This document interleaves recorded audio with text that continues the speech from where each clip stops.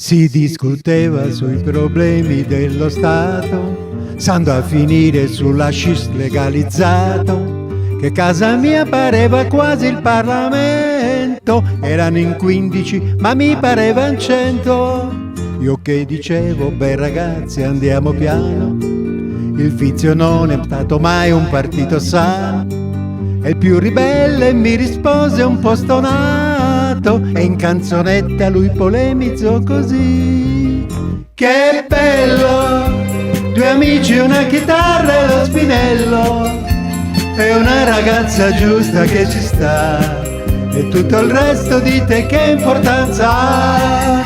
Che bello, se piove porteremo anche l'ombrello in giro per le vie della città, per due boccate di felicità. Ma l'opinione dissi io non la contate, e che reputazione dite un po' vi fate.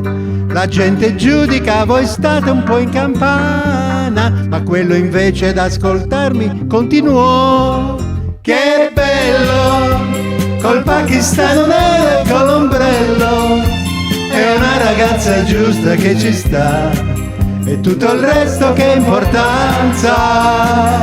Così di casa li cacciai senza ritegno, senza badare a chi mi palesava sdegno.